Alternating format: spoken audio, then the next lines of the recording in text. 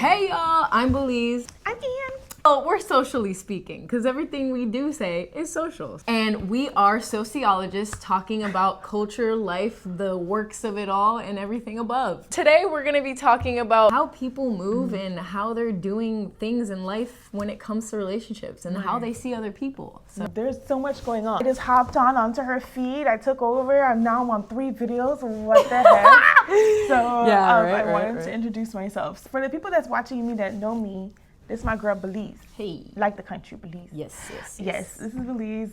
We met academically. Yeah. So through our graduate program we met. I have my master's now. Yeah. But we're getting our master's, or we've mastered sociology. And now that we're a little bit smarter, as I've said in many conversations, we can no longer be ignorant. I want to introduce myself. My name is Anne. I previously was on a podcast with my cousin called Melanated Movement Podcast, which had 3 seasons, but is no longer available to be streamed, unfortunately, because tides change. However, I've hijacked Belize's podcast, and I'm so grateful to be here. Yay! Yes, you have, in the best way possible, Yeah. too. I have a lot of ideas, and it's good to not just, talk into the ether, but have someone respond to me. So, it's good. I'm from the ether. Hey. As Anne said, we both academically met during our entire program. These were the conversations we were already having without a camera. Yeah. Us doing this is just making it more formal, Right. And packaging Expanding it. Yeah, Right. yeah. It doesn't have to be so formal. I want us to be something you tune into and hey, let me do my hair. Let me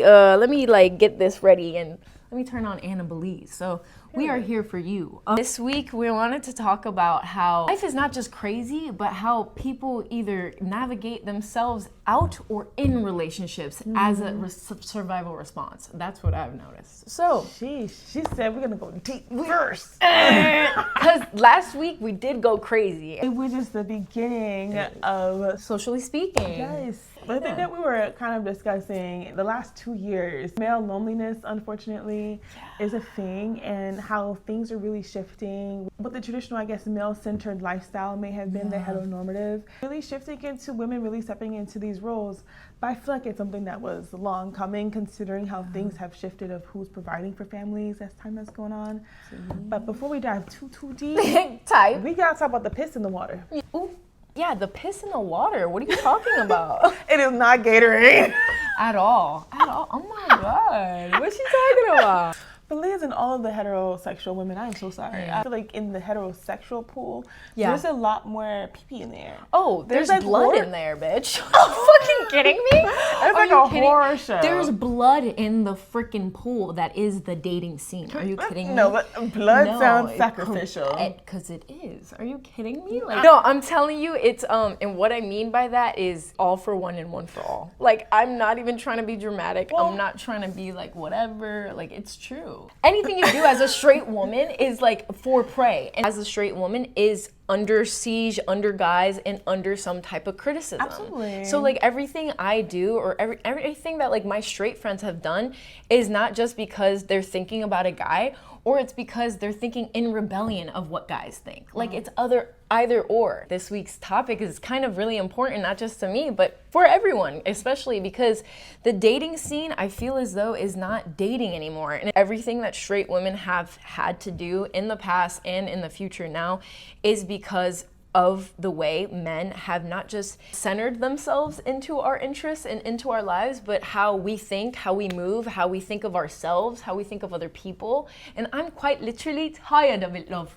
That's the reason why we're talking about it today, because I have friends, I have people in my life where it's as you were talking about earlier, oh, she fell in love, so we can't hang out anymore. That shouldn't be a thing.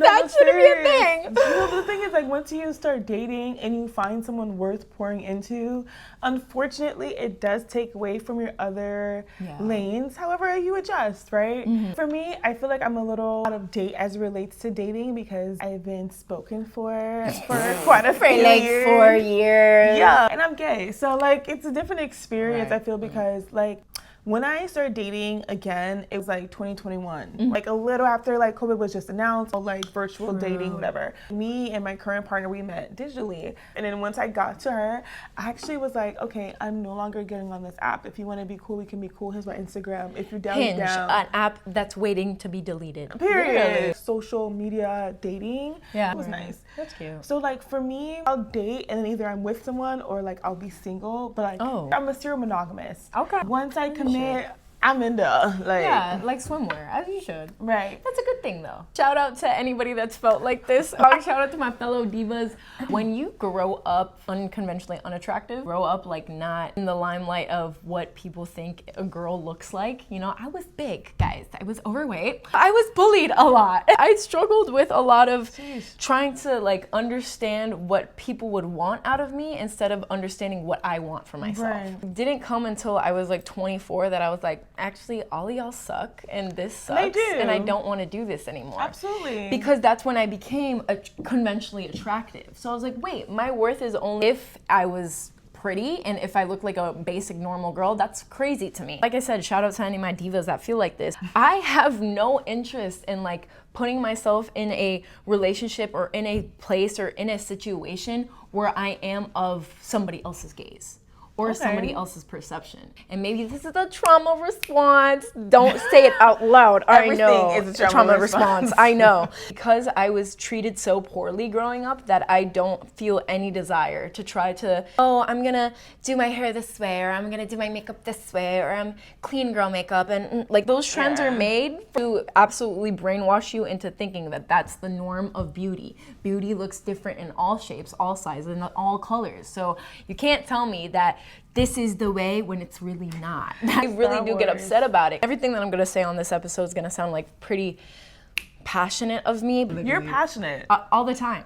Sound passionate? No, I will be passionate with every topic that we bring up and discuss. Absolutely. The way women are socialized in a male perception, we're not supposed to be passionate, or we're not supposed to be outspoken, or we're not supposed to be doing things where it's out of the norm. My entire existence is out of the norm. So for me, I've always been able to navigate myself out of it. I have such a stronger sense of self knowing that I don't appeal to that convention views of beauty. I have a hard time sometimes relating to other girls. I have a better time relating to gay people than I do like actual straight people. That's what it's happens true. when you're in a space where you're the only one of you. You know what I mean? I'm one of one. No, because you are different, the expectation is for you to now speak because you have a voice, like you have a platform that not everyone has access to. Yeah, thank you. Yeah, diva dissonance is so real. And what I mean by that is the more you're yourself, the more you absolutely have cultural dissonance when it comes to what's going on and how you show up in that cultural zeitgeist. Absolutely. Especially when I do anything, really. Like you said, I'm passionate, but also I don't realize how intense I come off sometimes. Right. I'm like, wow, like I'm so in my own bag that I don't realize that like the things that I talk about or the things that I do say, as I said, talking to straight people is kind of like me going through a mask. How does that affect your dating culture? Babe, if that's really, like the way you're thinking and you feel like you only, or not only, that you more relate to like the gay like environment and culture. That's why it's so hard, because it's like for me, like straight men, and I'm not gonna generalize all of you, but I know like, straight men do think I'm not crazy, but they just think I'm too intense. Even if I do get into a relationship, it's very much so the last breath or the last final act of love is you're too much for me. And it's like, I could have told you that 7 months ago. Oh shit. You know what I mean? Do not follow me on social media. Like sorry. Like, you already came into the batting cage knowing that I was like too much, you know? So there's no such thing as too much. There's the right person to catch you, right? Because that's not always the case, right? Everybody wants that. Not everybody wants to be in a relationship for sure. And I'll use the word dissonance a lot because that's how I feel. I really do feel disconnected from girls who are my age, women who are my age, where, as you're saying, like, it's marriage age right now, and I could give a fuck. Like, marriage I could really age. care. Like, because it's true. At the end of the day, there is that notion and that expectation of young women to find somebody and settle down and blah, blah. I feel the exact opposite. It's like, no, I feel like I'm it on a race relates to like how crazy the world is. I know I talked about impending doom last time. I know that. Forgive me. I'm gonna cut back. I'm just gonna run that thing Right. back. I feel like sometimes it's hard to focus on creating new life when you're looking at the life around you and you're like, wow. You know what I mean? Like, it's a wow moment every day. Socially, what's going on? Because it's either you find a husband and you go and you be that domestic queen for real, or you absolutely go balls to the wall and you're like, this is it, this is me, I don't need anybody. And why is there no option C? Like, that's what I'm saying. Like, there is no option C. I mean, there's lavender marriages. I feel like people have found, so in every time that we've had maybe I should marry a gay man. Gay man that falls within the parameters of what will be acceptable within your atmosphere. You know what I mean? Because I'm not gonna do this for nothing. But that's where I'm coming from, because, and I'm not trying to toot my own horn right now. I'm a very intelligent person. I put myself above and beyond. I'm very determined, very consistent, and I'm very disciplined. And to this day, and maybe that's my fault, maybe this is trauma response, but the young men around me do not reflect that. And I'm not gonna put myself through a space or a relationship or an entire place of mind where I'm going to compensate for somebody else because they don't meet that. Like, intelligence gaps and swag gaps and everything else gaps are really real, to the point where I'm not gonna sit there and sit in the gap. If I already give myself all these standards, why wouldn't my partner still exceed those standards as well? You know what I'm saying? Unfortunately, like, culture has molded those things, because contemporary way of heteronormity, like within a family, like that dad or that man or whatever provides, right? Provides, that woman is the one that's at home taking care of the kids. And then the woman was never allowed to do certain things. So the man was with the expectation of being provider. That's been consistent since the beginning of man, right? The man must be the provider and must be head of household. However, women have evolved so much within that time of that man holding that one particular expectation. That woman has the expectation of not only being the mom in the household, but like in some cases, like she is the head of household underneath that man in one way or another. And like that woman has now gained access to things they didn't have before. However, the expectation of the man does not become education unless they're of a certain channel, right? We'll say it like that.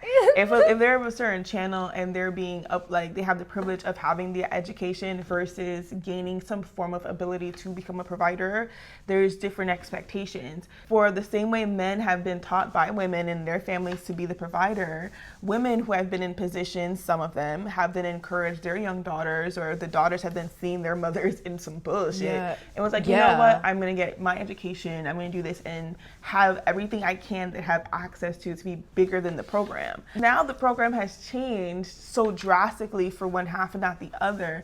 There is a form of disconnect to where things were not being changed at the same time. That needs to change, absolutely. There's going to be a bubble burst, as there's like men that are lonely, women who are trying to create families still and experience certain aspects of life, but then also getting their education to where they're, if they are getting married, they're getting married later, they're having kids later. So there's so many things changing at once. The expectations don't line up. They just don't line up. I feel like your frustration comes from such a big lineup of things that were happening before you, and you're that like changer in that shift that needs to happen, because there has to be a shift in everything. How things are changing, everything has to change in order for us to break the system and recreate it to where it makes sense for what we have going on.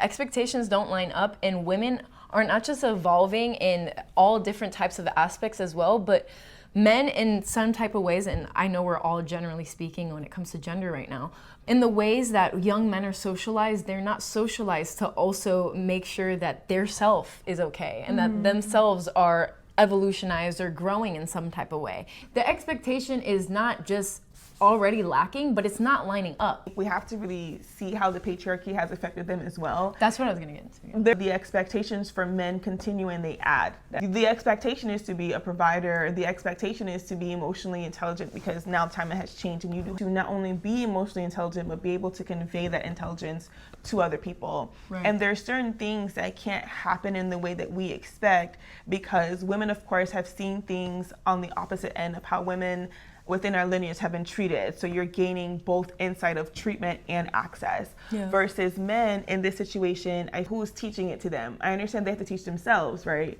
You think about our fathers and things like that. Have our fathers changed in a way that our mothers have changed, right? Who are you around to then experience it with to then create that form of connection.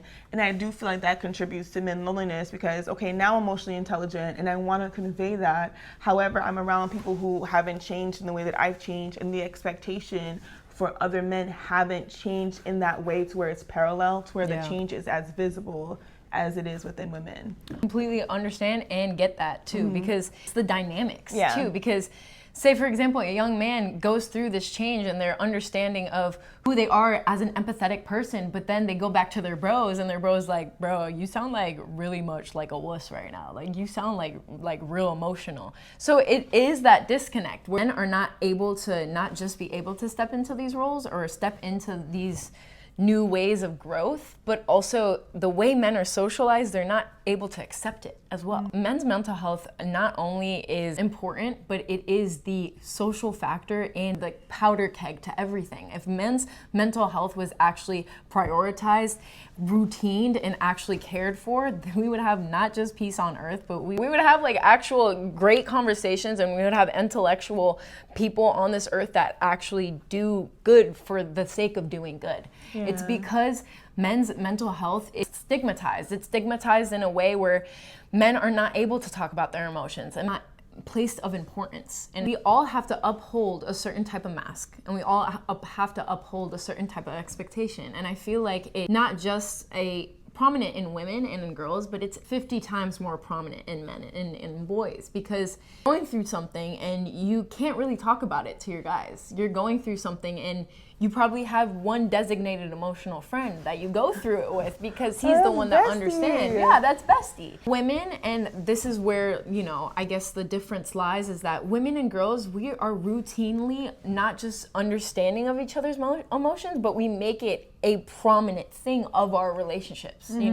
We absolutely, how are you feeling? Oh my gosh, are you good? Blah, blah, blah. And that's not just because of the nature of who we are, but that's how we were socialized. We were socialized to have girlfriends and best friends and groups of women to be around to regulate each other. And I feel like the only change, as you're saying, could happen is if men were there to not only support each other, but to regulate each other. Men were socialized to be in groups of men. Like, as we break it down further into like culture, there is a difference we have within the Western side that really goes into how men are really put into a space of being head of household and things like that. Different cultures impact in different ways, even though that is a common thing. In island cultures, specifically Haitian cultures, because I'm Haitian, I feel like the men are pushed to create these circles with other men to like do whatever it is that groups of men do together. Advocating for those friendships to create those connections to end up being the providers in the future. True. However, the young girls and the young women, we were discouraged from having friendships at all. Like, not so curious of how things will change, because within the 10 years of us, there has been a change in how men are seen and how they do things and what families look like, especially with like me being Black. And then how would you then find in Western culture the other? The thing. And Haitian. I'm Turkish. In Turkey, it's not just that you're expected to be married and that you're expected to be a wife now for the rest of your life. Yeah, forever, which is insane to me. Because divorce is not an option. It's not an option. It's not an option at all. And in Turkey, it's not just normalized and it's pushed for young women to always think about marriage, but now marriage is the end all be all. So when you actually think about who you are and who you are outside of cultural expectations, it's so hard to disconnect yourself. Right. Me and my mom will have these conversations, and everyone in my family is looking at me crazy now because I'm gonna be 27 soon, and they're like, "Oh, so you're really marriage age?" Yeah, right. You're marriage age. You're really not gonna get married. Like you're really not gonna have a child. Like they're scared to the point where me and my mother have these conversations, and my mother is westernized. Like she is very American, but she is also Turkish. She's proudly Turkish. She sees the dissonance, and she sees the disconnect, and she always says she says in a way like, go be great, go live your life, go do whatever you need to do, because she sees that there's not, and I'm gonna sound very polarizing right now, it's not that there's no value in it, but rather that the game and the side doesn't sound so good for us, you know what I'm saying? Jeez. Us women. Because I am the cycle breaker, I will always be seen as weird, or I'll always be seen as not, different, but the outcast, to the point where a lot of my Turkish family has asked if I'm gay. They're like, are you sure you're not lesbian? With your gay best friend. Right. They're like, you hang around them rainbow people a lot. You sure you're not one of them? I'm like, don't be like that. Folks. Yeah, absolutely. To the point where because you are the outcast, there's no other perception but to be gay. I think you can be by yourself and you can be alone and you can be happy. You can live a very, very fulfilling life knowing that you've created and curated the absolute ultimate version or perception of yourself without relying or depending on somebody. There's life beyond all this. And like I said, no hate to other people that choose this life. Go choose this life. What I'm saying is, and where I lie and stand, is that your life doesn't end when someone doesn't love you. And your life doesn't end because you're alone. Your life also doesn't end when you're 30. So when I see women that are like, it's my 30th birthday and I still don't have a man, blah, blah, blah, that's very narrowed. That's very narrowed, and you're socialized to believe that, and you're socialized to think that the end of your world is right now. It's the start of your world. It's the start of you, actually. I'm very, not just passionate and I'm speaking in shoulds and coulds right now, but it's also the shift. It's the shift we're seeing right now. It's the shift of women understanding that they don't need to pick daisies to understand that they're happy. You know what I'm saying? Like, what? It might sound feisty and I might sound like I got the short end of the stick, so I'm jaded. The exact opposite, actually. Because, as I said, I grew up unattractive, and then I immediately glue up and I saw how fake everyone started being around me. I was like, wait, so this is all a game? This is all a literal... Yeah, babe, it's the Matrix. Yeah. Absolutely. They said welcome at this that is the point. Matrix. I feel like in my 30s, I've been the happiest. Like, in my 30s, I feel my happiest because I am aware of the expectations. I know of all the things I am and I am not. And I know where my tolerance is. There's certain things I don't tolerate. The expectations that you spew on me by your perception is something I do not tolerate. And period. And that's so interesting is I feel like a lot of women, heterosexual or not, experience everything is about men phase, regardless of if it's like in a negative way or if it's a male-centered way. Right. Because even within the lesbian community, there are still women who are male-centered, where they do things based on the rules that have been given to them by the patriarchy, and they still hold men to a high regard. However, you try to bring that up to a lesbian who is supposed to be, in what I expected when I was younger, to be women who uphold women to a higher regard than to men, that still keep other lesbians and other women down because they feel like that's where they have to continue to they're absolutely male-centered lesbians. T. In the social media, like LGBTQ, but specifically lesbian world, there is this influencer. Her name is Easy, right? I think I've heard of her, yeah. This particular influencer has always been someone that has brought controversy because she creates content that appeals to either the male gaze or to the male laughter. Like, she is doing this because it's funny to men. And like the lesbian community was just like setting her ablaze because in all the things that she does, you can tell she's doing it not for people who look like her in the sense of being a black lesbian. She's doing it more so for the male laughter track, for the male gaze, for this whatever. And I do see that. And the thing is like people peep that within lesbians where it's something that you wouldn't expect. You still experience similar things to what a heterosexual woman is experiencing because of the patriarchy and the expectations. Because of how centered men are in all of our lives. Like, absolutely, I believe that. Not just a change of, women are decentering men, but it's also everyone should decenter men. Like, even if you are a straight man, you should decenter how other men think of you. Guy, not all the time, but I know some straight men, when I talk to them, I'm like, so you're doing this for another guy. To the point where it's like, and I'm gonna get crazy right now, but it's like I've been in relationships with guys where everything they do is male-centered. Absolutely. To the point where I've literally come back to them and I'm like, so you absolutely don't care about my opinion. You don't care about what I do. You only are not just with me, but you're around me so that other men can approve of you. Yeah, using you as the peacock feathers. 1,000%. Change will only happen if we decenter men, all of us. It's true. And welcome to life. Welcome to life. All we do is just tell you and show you how we see things and how life is playing out. Everything that I've spoke of and in this episode is the laments of a lot of girls, to be honest with you. You know what I mean? Your feeling is not uncommon. I feel like what we've discussed is not something that is like, oh my God, I've never imagined it that way. The cycle must be broken for us to absolutely evolve. I hope you guys enjoyed this episode of Socially Speaking. I did want to mention that I did hop onto Belize's page at You Better Belize It. Let them know what the ad is for your social media. UBETTA, Belize like the country, ITTT, 3 T's, baby, on all platforms, anywhere you can find me. Oh, 3 T's, you feel me? I'm even on Substack, baby. I appreciate you always welcoming me onto your platform, even though I can't even speak. I have mercy. Of course. Well, thank you, Anne, for always being here and always, being the yin to my yang or the yang to my yin, because we always need an opposite. If I feel too passionately or if she feels too passionately, it's good that we balance each other out. You know what I'm saying? Settle down. This goes for all the divas out there. If you're a diva and people have been telling you you're too much, be even more. And be even more great. Yup. Diva is the female version of a hustler. Hey. Of a hustler. And she was right by that. Period. So keep on doing you. Be great. Work hard as hell. Hard work always overcomes talent, and know that you are great even if no one has told you. Right. Enjoy us on Beyonce's internet, and we'll see you next time. Bye. Bye, guys. We'll see you later.